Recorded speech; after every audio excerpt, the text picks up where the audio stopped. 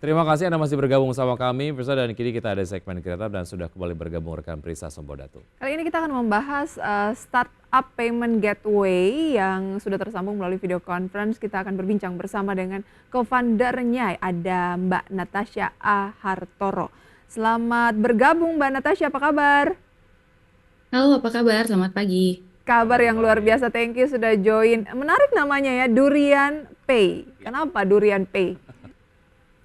Karena pas kita mulai company ini, kita pengen nama yang kreatif dan mudah diingat gitu ya. Jadi memang kebanyakan payments company itu tuh ada namanya Pay-nya gitu. Terus mungkin di beberapa daerah atau beberapa negara lain itu biasanya mereka ada nama buah gitu. Jadi kita kepikiran buah apa yang dari Asia Tenggara yang istilahnya unik hanya ada di Asia Tenggara gitu. Jadi makanya kepikiran untuk pakai durian gitu sih Simpel gitu Ah, ya. apalagi durian kan identik dengan berkah kejatuhan durian Ya, gitu ya. oke. Dan ini juga sebetulnya juga secara market pada saat awal didirikan mungkin ingin memperluas cakupan di Asia Tenggara aja dulu gitu ya. Betul, betul. Oke, baik. Kalau kita lihat kebutuhan pasar ataupun bisnis lah ya terkait dengan layanan payment gateway itu belakangan seperti apa sih Mbak Natasha? Ya menurut saya sebetulnya untuk statistiknya sendiri ya, sekarang kan adanya digitalisasi banyak vertikal bisnis, meningkatnya transaksi commerce, mungkin kita nggak sadar gitu ya bahwa sebetulnya banyak yang sehari-hari itu sebetulnya kita sudah bersinggungan dengan payment gateway. Cuman karena kita bermainnya di belakang layar, jadi mungkin nggak kelihatan gitu. Misalnya kalau sedang berbelanja di situs commerce atau misalnya pakai ride hailing app gitu ya, aplikasi ride hailing, itu tuh sebetulnya di belakang itu ada payment gateway yang memproses sistem pembayarannya. Mhm. Karena kan di sini kami itu payment gateway itu menghubungkan antara metode pembayaran, jadi bisa itu virtual bank, virtual account atau bank transfer, bisa e-wallets ya atau e-money, bisa buy now pay later ke merchant, yaitu merchant tuh di mana para customer atau konsumen bertransaksi. Jadi di situ kita tuh di belakang layarnya gitu yang melakukan Hmm. pemrosesan pembayarannya. Dan kalau kebutuhan pasarnya sendiri tentunya sangat besar ya kan. eh, Istilahnya size-nya ekonomi digital di Indonesia sangat besar dan sudah meningkat juga gitu ya. Mungkin kalau di agregat, secara agregat itu mungkin di sekitar 60 miliar dolar dalam 1 tahun itu sudah sebetulnya pembayaran yang diproses oleh payment gateway. 60 Oh, miliar dolar itu mungkin sekitar berapa ya? 960 triliun Hmm. mungkin ya. nanti Ya, kita hitung banyak bersama ya. awalnya. Iya, Baik. jadi sekitar 60 miliar dolar lah dalam satu Hmm. tahun yang sudah diproses oleh payment gateway dan itu angkanya naik terus gitu. Jadi kebutuhan pasarnya kalau saya bilang ya akan terus meningkat seiring dengan jalannya digitalisasi bisnis di semua vertikal. Oke, jadi semacam kayak menghadirkan end-to-end solution for your B2B business seperti itu ya. Betul, betul. Oke, kendala apa sih yang biasa dihadapi oleh user saat ingin mendapatkan layanan payment gateway dan solusi apa sih yang ditawarkan oleh Durian Pay sendiri, Mbak Natasha? Iya, untuk kendala yang dihadapi user, mungkin nggak banyak user yang familiar ya. Kalau misalnya user kan di sini banyak ya. Ada yang misalnya bisnis skala kecil, skala menengah, skala besar, sampai enterprise atau multinational company. Itu mungkin mereka di awal-awal itu suka sulit untuk mengidentifikasi kebutuhannya apa. Apalagi misalnya belum pernah bersinggungan dengan istilahnya aplikasi teknologi Mhm. seperti itu. Jadi mungkin itu yang biasanya kita saat pertama kali ketemu calon klien itu yang pertama kali kita tanya gitu. Jadi sebetulnya kebutuhannya apa, memfasilitasi pembayarannya siapa seperti itu. Jadi dan di sini nggak cuma B2B, kita juga melayani banyak bisnis yang sifatnya B2C maupun B2B2C. B2B, B2C misalnya seperti aplikasi yang banyak di-download oleh konsumen langsung gitu ya, itu B2C. Kalau B2B di mana konsumennya itu adalah bisnis lain. Oh, Seperti itu. kliennya udah siapa aja dari Durian Pay? Klien kita kebetulan ada lebih dari 100, Mhm. ada beberapa startup, ada juga perusahaan yang non startup yang tradisional seperti itu. Mhm. Kita ada di misalnya aplikasinya Janji Jiwa itu kita sistem pembayarannya ada juga di coworking space GoWork, ada juga di startup B2B perikanan namanya Hmm. eFishery, terus ada juga startup B2B2C namanya Evermost, atau mungkin kalau yang istilahnya lumayan mass market dan banyak dikunjungi mungkin Playtopia. Kalau Oke. mungkin pernah kayak ke mall dan kayak suka mau main apa namanya di arcade gitu ya, itu sistem pembayarannya pakai kita. Oke, saya kebayang pusingnya kalau saya jadi user kalau nggak pakai payment gateway. Karena kan sekarang metode pembayaran tuh banyak banget ya. Saya harus punya akun satu-satu, harus mastiin satu-satu gitu, check-in satu-satu dan lain Tapi sebagainya. Tapi kita kalau bukan buat user ya, ya buat ya ya, bisnisnya, ya ya, Oke. ya. buat bisnisnya. Buat Iya, Siap. jadi bisnisnya user ya. kita bayar pakai apa aja. Baik, Kita baik. jadi kita memfasilitasi penerimaan pembayaran untuk si bisnisnya, bukan untuk si usernya. User Berarti nggak akan kayak berinteraksi. semacam pihak ketiga ya dengan kliennya nantinya ya. Betul, Nanti akan kita betul. bahas lebih jauh. Lantas apa yang membedakan Durian Pay dengan payment gateway yang lain ya? Ya, tetap sama kami akan segera kembali.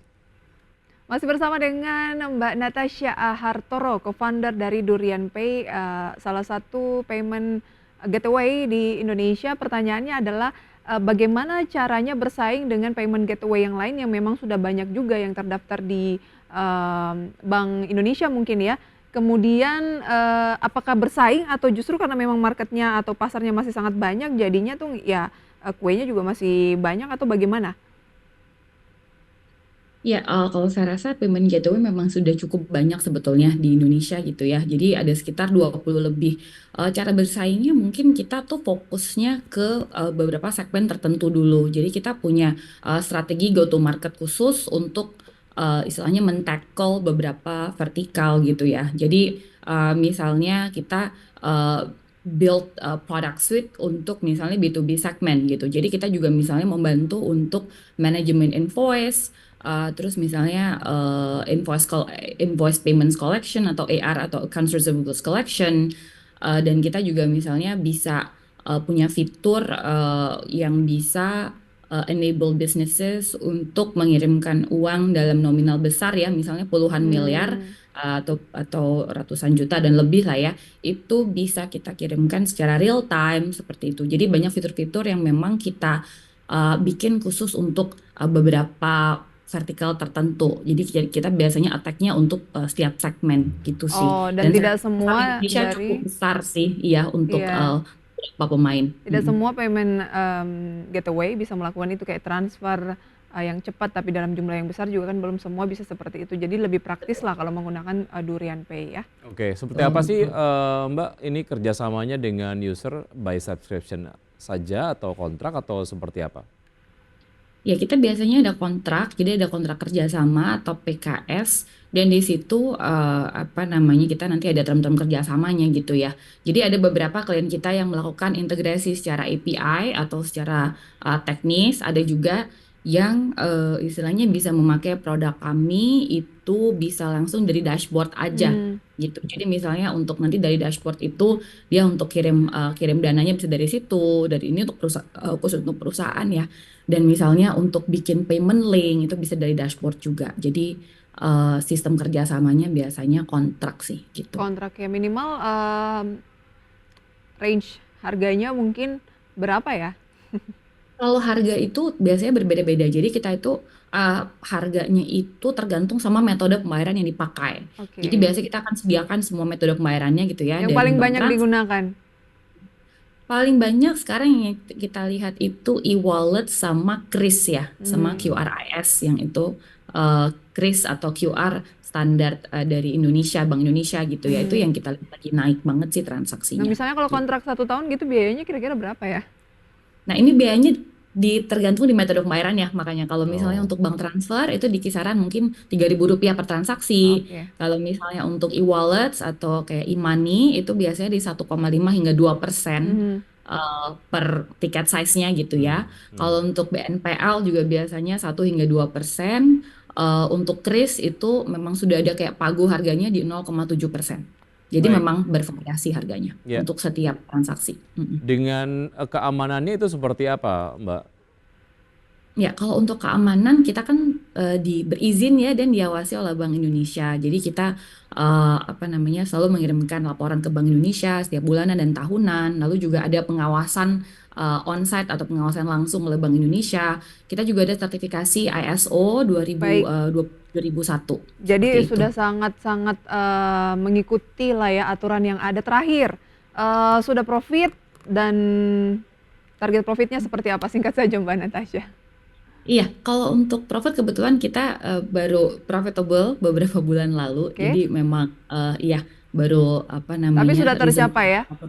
Iya iya sudah tercapai. Sukses selalu untuk Durian Pay begitu ya, semakin banyak klien lagi yang join. Betul. Terima kasih Mbak Natasha, sampai jumpa, sehat selalu. Semoga Terima apa yang kasih kita selamat pagi. perbincangkan dengan Durian Pay ini bisa menjadi inspirasi pemirsa. Dan sebelum kita akhiri pemirsa, kami update kembali posisi dari indeks harga saham gabungan sampai dengan saat ini, di mana IHSG bergerak menguat 0,64% pemirsa, naik 48 poin dan kembali lagi ke 7.600-an, 7.608 dengan nilai tukar rupiah mendukung dengan penguatan ke 15.520. Ya, dengan top losers dan top gainers diantaranya adalah Kita lihat bersama deretan saham-saham yang menjadi gainers pemirsa.